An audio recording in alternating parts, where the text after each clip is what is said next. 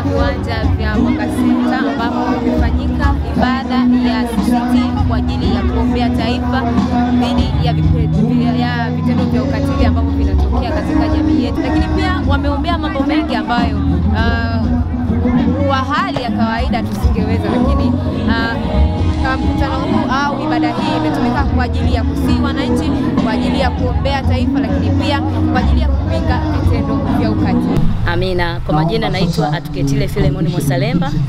Leo nimebahatika na nimepata fursa ya kuhudhuria kwenye maombi ya CCT Manispaa Mkoa, ambayo kwa kina tulikuwa tukiombea uchaguzi, tukiombea amani, tukiombea vitendo vya ukatili wa kijinsia ambavyo vimekithiri sana, kwamba Mungu atusaidie. Kwa nini tunaomba? Kwa kuwa Mungu ndiye kila kitu. Mungu ndiye aliyeiumba dunia. Pasipo yeye hatuna chochote, na mtu yoyote anayeishi bila kutegemea maombi hawezi akafanikiwa. Kwa hiyo lipo kusudi kwa kila muombaji wa Tanzania kuendelea kuomba kwa ajili ya nchi ya Tanzania. Na kwa nini CCT tunaomba? Tumeona kwamba kuna haja ya kukutana pamoja na kuunganisha machozi ya pamoja. Tulie kwa ajili ya mkoa wetu, tulie kwa ajili ya nchi yetu, tulie kwa ajili ya Tanzania. Tanzania ni nchi yenye amani, ni nchi ambayo ina vitu vingi ambavyo Mungu alitupa.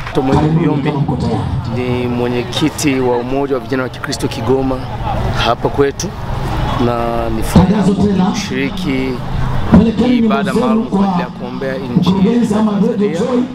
Na kweli kabisa ni jambo zuri na nimelipenda sana na ninalihamasisha sana hata makasa mengine yote.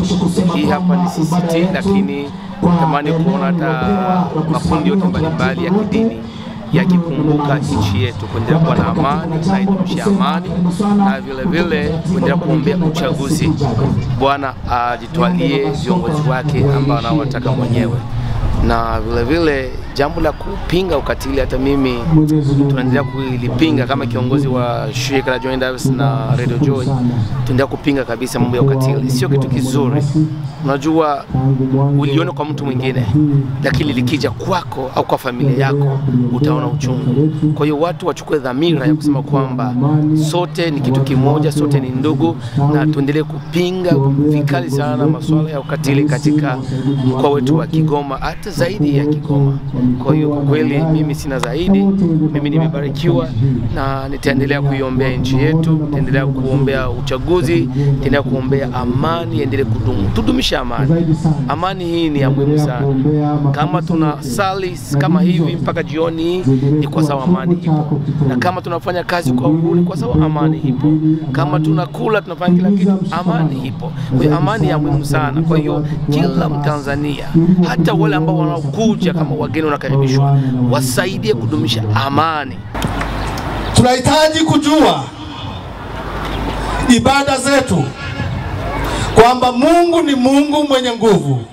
Twende mbele zako kwa adabu, kwa kujinyenyekeza, kwa kujua kwamba tunaongea na mtu mkubwa, mtu mwenye nguvu na uwezo kuliko watu wote duniani, kuliko watu wote katika ulimwengu wote, kwa sababu yeye ni muumbaji wetu. Tunahitaji kila mara tunapokwenda kwa Mungu kushuka na kujiona sisi si lolote, si chochote mbele za Mungu.